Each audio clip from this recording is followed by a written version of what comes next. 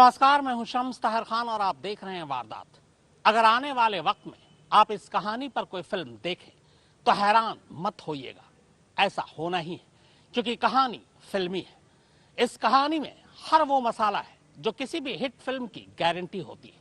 इसमें सस्पेंस है, थ्रिल है, धोखा है, फरेब है, लालच है, लालची लोग हैं और पैसा तो बेशुमार है। तो कहानी की शुरुआत होती है तिहाड़ जेल से।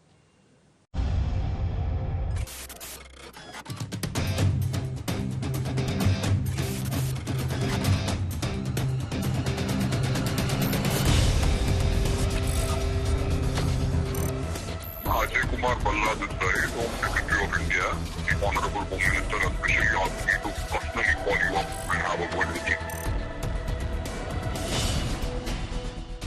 अगर हिंदुस्तान का असली नटवरलाल आज जिंदा होता तो शर्तिया आज के दौर के इस सबसे ताजा नटवरलाल से उसे जलन जरूर होती।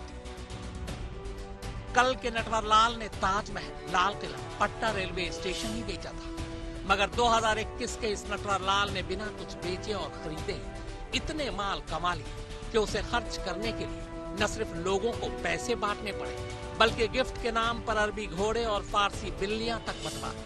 बस यूं समझ लीजिए कि ये कहानी बिल्कुल फिल्मी नहीं मगर यकीन माने पूरी फिल्मी है। देश के इतिहास का शायद ही कोई ऐसा नटवरलाल गुजरा हो जिसने जेल में दिन काटने की बजाय हर रोज नोट बांटे, वो भी लाखों करोड़ों। इस नटवरलाल का ऐसा कोई सगा नहीं जिसे इसने ठगा नहीं। ठगने के लिए किसी के नाम को बख्शा भी नहीं, फिर चाहे वो देश के गृह मंत्री अमित शाह, एक वक्त कानून मंत्री रहे रविशंकर प्रसाद, देश के कानून सचिव हो, प्रधानमंत्री दफ्तर हो, प्रधानमंत्री के प्रधान सचिव हो, या फिर सत्ता के गलियारों से दूर मुंबईया फिल्मों के सितारे हो। सिर्फ एक आवाज सुन लीजिए, इसकी अंदाज खुद पता चल जाएगा। Aditi ji. Ji speaking. Yes, good afternoon. Ajay Kumar Balla this side, Home Secretary of India. Is this a good time I can talk to you? Good afternoon, sir. Yes, sir, of course. It's a privilege to talk to you, sir. Yes, sir, I understand. Sir, may I make a small request? I'm sorry, I've been requesting for a meeting, and I would really like to come and meet if that is at all possible at any point of time. I would be most grateful. Okay, I understand. you need to understand. Yes, You sir. are being handled and taken care by the topmost office of this country. That is why we all are calling you and we all are being associated with you. But we would want you to go by our instructions, as we are not okay in accepting Hello. advices and suggestions ji from your end. Ji Because sir. the Honorable Home Minister has specially asked me to personally call you up and have a word with you. Ji, I am most grateful, sir, and it's my privilege.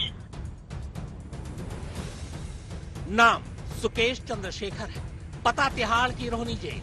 पिछले 2 साल से इसी पते पर रह रहा। ये तस्वीरें उसके इसी सरकारी घर की यानी रोहनी जेल की। 30 कैदियों वाला पूरा बैरक अकेले इसी के नाम है। जेल में लगे सीसीटीवी कैमरे की औकात नहीं जो इसकी तरफ नजरें उठाकर देख ले। चादर, पर्दे, यहाँ तक कि कोल्ड ड्रिंक और पानी के बोतल से भी हर कैमरे की आंखें बंद कर दी गई ताकि ये नटवरलाल बिना रोक टोक के अपना खेल जारी रख सके। पर ये मुफ्त में नहीं है। इसके लिए जेल के जेलर समेत ज्यादातर स्टाफ को बस कुछ महीने पहले तक ये हर महीने 1 करोड़ रुपए रिश्वत दिया करता था। जी हाँ, 1 करोड़ रुपए महीना। 2 साल में 24 महीने होते हैं। करोड़ के हिसाब से 24 महीने का हिसाब आप खुद लगा लीजिए। रोहिणी जेल में रह के फिर ये पूरे 1 साल जो है जिस ढंग से ये चला है, जिस ढंग से वारदात को अंजाम दिया है, तो ये लगता है कि सभी जेल ऑफिसर्स की भी पूरी एक्टिव इन्वॉल्वमेंट थी, क्योंकि वन टाइम पैसा दिया नहीं है, हर महीने रेगुलर पैसा देता था और मोबाइल फ़ोन जो यूज करता था राउंड द क्लॉक करता था। सीसीटीवी रहने के बावजूद भी उसे कभी टोका नहीं गया। जेल ऑफिशियल को कितने पैसे मिलते थे? करीब करीब 1 करोड़ से ऊपर हर महीने का। तिहाड़ जेल में बंद सुकेश चंद्रशेखर के खिलाफ एक साथ अलग अलग वक्त पर दो एजेंसियों ने अदालत में चार्जशीट दाखिल की है। पिछले महीने दिल्ली पुलिस की आर्थिक अपराध शाखा और अब केंद्रीय एजेंसी ईडी यानी प्रवर्तन निदेशालय ने अदालत में यह आरोप पत्र दाखिल किया है। इन दोनों ही आरोप पत्र में सुकेश की पूरी फिल्मी कहानी दर्ज है कि कैसे उसने जेल के अंदर बैठे बैठे देश की अब तक की सबसे बड़ी ठगी को अंजाम दिया। ठगी करीब 200 करोड़ रुपए की, वो भी सिर्फ एक साल में और सिर्फ एक शख्स से। तो पहले इस सबसे बड़ी ठगी की कहानी सुनिए। सुकेश चंद्रशेखर ठगी के एक मामले में 2019 में पकड़ा गया था। तब से वो तिहाड़ के रोहनी जेल में बंद है। जेल में रहने के दौरान उसकी मुलाकात रैन बैक्सी और मैक्स के अलावा एक और कंपनी के तब प्रमोटर है शिवेंद्र सिंह से होती है, जो आर्थिक घोटाले के 3 मामलों में जेल में बंद थे। मुलाकात के दौरान सुकेश को पता चला कि शिवेंद्र सिंह किसी भी कीमत पर जमानत पर बाहर आना चाहते हैं और बस यहीं से सुकेश ने शातिराना चाल चलनी शुरू कर दी। सबसे पहले उसने जेल के स्टाफ के जरिए, जिन्हें वो हर महीने रिश्वत दिया करता था, शिवेंद्र सिंह के केस, उनके परिवार और उनके बैंक बैलेंस के बारे में पूरी जानकारी हासिल की। इसके बाद जून 2020 से हाल के वक्त की सबसे बड़ी ठगी का सिलसिला शुरू हुआ। Hi, Carl. Good morning. Sister, I asked you for something. You cannot say no. Have I ever said no to you, brother? We've always done whatever you've asked for. Okay. That also in record please time. understand. Yes. My dear sister, listen to me. Yes, tell me, Before my dear 5, brother. I need at least minimum of something about 50, 75, something like that. Not exact 50, should be above 50. Definitely 70, 75, something like that. Or if you're giving one, nothing like that. Jail के jailer और बाकी jail staff की मेहरबानी से सुकेश के पास jail के अंदर latest iPhone था। नाम, नंबर और पहचान बताने वाली वो स्पूफिंग तकनीक भी थी, जिससे पता ही नहीं चलता कि फोन करने वाला कौन है। इस तकनीक के जरिए वो किसी के भी फोन पर किसी भी सरकारी दफ्तर, नेता, मंत्री के नंबर दिखा सकता है। जून 2020 में शिवेंद्र सिंह की पत्नी को उसने पहली बार फोन मिलाया। पूरी बातचीत का लबोलाब ये था कि वो यानी सुकेश दरअसल कानून मंत्रालय का लॉ सेक्रेटरी अनूप कुमार बनकर बात कर रहा था। उसने शिवेंद्र सिंह की पत्नी से कहा कि भारत सरकार कोविड के दौरान शिवेंद्र सिंह की सेवा लेना चाहती है और इसके लिए पहले शिवेंद्र सिंह को जेल से बाहर निकालना होगा और ये काम कानून मंत्रालय करेगा। अगले दिन शिवेंद्र सिंह की पत्नी के पास फिर फोन आता है। इस बार फोन गृह मंत्रालय के नंबर से आया था। अनूप कुमार बनकर सुकेश ने कहा कि एचएम यानी होम मिनिस्टर कमरे में ही बैठे हैं, फोन स्पीकर पर है और वो सब कुछ सुन रहे हैं। उसने तसल्ली दी कि शिवेंद्र को जल्दी बाहर ले आया जाएगा। कुछ दिनों बाद एक और फोन आता है। इस बार फोन प्रधानमंत्री दफ्तर से था। शिवेंद्र सिंह की पत्नी ने ट्रू कॉलर पर जब नंबर चेक किया तो पता चला कि यह नंबर प्रधानमंत्री के प्रधान सचिव नुपेंद्र मिश्र का है। अब शक की कोई गुंजाइश ही नहीं बची थी। शिवेंद्र सिंह की पत्नी पूरी तरह से जाल में फंस चुकी थी और इसी के बाद कभी पार्टी फंड तो कभी चुनावी खर्चे के नाम पर उनसे पैसे मांगने का सिलसिला शुरू हुआ। पहली किश्त 20 करोड़ की थी, फिर किश्त बढ़ते बढ़ते 200 करोड़ तक जा पहुंची। जून 2020 से जुलाई 2021 तक शिवेंद्र सिंह की पत्नी ने सुकेश को अलग अलग किश्तों में कुल 200 करोड़ रुपए दिए।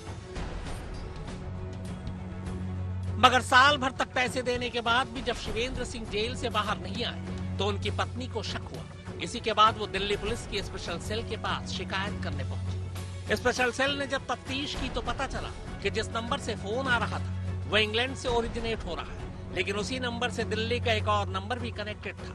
इस नंबर का लोकेशन जब ट्रेस किया गया तो पता चला कि ये रोहनी में एक्टिव है। सर्विस प्रोवाइडर से जब इसकी और डिटेल निकाली गई तो स्पेशल सेल की टीम भी हैरान रह गई। मालूम हुआ कि ये फोन रोहनी जेल के अंदर एक्टिव है और इस तरह पुलिस सुकेश चंद्रशेखर तक पहुंची। बाद में मामला दिल्ली पुलिस की आर्थिक अपराध शाखा को सौंप दिया गया। आर्थिक अपराध शाखा ने अपनी जांच में पाया कि सुकेश जेल से ये धंधा इसलिए चला पा रहा था कि लगभग पूरा जेल स्टाफ ही बिका हुआ था। जेल के जेलर समेत 8 पुलिस वालों के खिलाफ बाकायदा आरोप पत्र दाखिल किया गया है। अरविंद ओझा और तंसीम हैदर के साथ मनीष चंद्र पांडे, दिल्ली आज तक।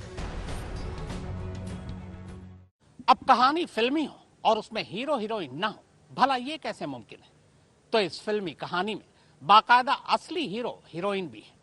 बस यूं समझ लीजिए कि अगर इस कहानी पर कोई फिल्म बनी तो इसका स्टार कास्ट पहले से तय होगा, क्योंकि इस फिल्म के हीरो ने वैसे भी किसी को बख्शा नहीं है। सुकेश चंद्रशेखर की जब कुंडली निकाली गई तो पता चला ठगी की दुनिया का यह पुराना नटवरलाल है। कभी खुद को मुख्यमंत्री का बेटा बताकर, कभी मुख्य सचिव बताकर, कभी IAS अफसर बताकर, कभी बिजनेसमैन बताकर इसने दुनिया को खूब चूना लगाया। कहते हैं कि इसने अब तक कितने करोड़ या अरब रुपए ठगे हैं, शायद इसकी गिनती खुद इसे भी याद नहीं। दौलत बेशुमार थी और खर्च के मौके कम। जितने पैसे ये प्रॉपर्टी या लग्जरी लाइफ पर खर्च कर सकता था भरपूर किया। बाकी लोगों पर लुटाने पर भी इसने कम खर्च नहीं किए, खासतौर पर फिल्मी दुनिया के चमकते सितारों पर, और इन सितारों में भी कुछ चुनिंदा हीरोइन पर। पार्ट टाइम एक हीरोइन तो न सिर्फ इसके अपने घर में है, बल्कि इसके गुनाहों की पार्टनर भी है। नाम है लीना मारिया पॉल। ये भी कई बार अंदर बाहर हो चुकी है, लेकिन फिलहाल मुंबई के कुछ बड़े सितारों के नाम चार्जशीट की शोभा बढ़ा रहे हैं। इन्हें तो आप जानते ही होंगे, भले ही श्रीलंका से आती हो, लेकिन हर हिंदुस्तानी जानता है। जैकलीन फर्नांडिस नाम है इनका। सलमान खान की फेवरेट को स्टार में से एक है। सुकेश ने दूसरों की दौलत लूटकर इन पर खूब बरसाए, इतने तोहफे दे डाले कि जब कुछ और तोहफा बचा ही नहीं तो अरबी घोड़े और फारसी बिल्लियां भी गिफ्ट कर दी। बिल्ली का नाम सुनकर चौंकिए मत, यह आपके घरों गलियों में दौड़ने भागने वाली मामूली बिल्लियां नहीं है, बल्कि सुकेश की इस हर एक बिल्ली की कीमत 7 से 10 लाख रुपए तक है। अब सुकेश जैकलीन पर इतनी मेहरबानी क्यों कर रहा था, यही जानने के लिए ईडी यानी प्रवर्तन निदेशालय अब तक 2 बार जैकलीन से पूछताछ कर चुकी है। एक बार विदेश जाने से भी रोका है। जांच आगे भी जारी रहेगी। अब देखना यह है कि जैकलीन भी सुकेश की ठगी का शिकार है या फिर दाल में कुछ काला है। इनका नाम नोरा फतेही है। इनकी अदाओं के भी लाखों दीवाने हैं, मगर ये खुद कभी सुकेश की दीवानी हो गई थी। अब पता नहीं सुकेश ने इन्हें कौन सा झांसा दिया था, मगर हाँ, गिफ्ट के नाम पर BMW से लेकर और न जाने क्या क्या तोहफे जरूर दिए। जैकलीन की तरह सवाल नोरा फतेही को लेकर भी वही है, क्या ये भी नटवरलाल सुकेश के झांसे में आकर उसकी ठगी का शिकार हुई, या शिकार का शिकार करने के लिए सुकेश के साथ हुई? इनसे भी ईडी लंबी पूछताछ कर चुकी है। हालांकि नोरा फतेही ने सफाई दी है कि इस मामले में वो आरोपी नहीं बल्कि पीड़ित है। इन 2 के अलावा फिल्मी दुनिया के कुछ और बड़े नाम भी लगातार कानों में गूंज रहे हैं। ये सब भी नेटवर्क के शिकार थे या शिकार किए गए पैसों को खपाने के औजार? जांच जारी है। अरविंद ओझा और तंसीम हैदर के साथ मनीष चंद्र पांडे, दिल्ली आज तक। तो वारदात में फिलहाल इतना ही।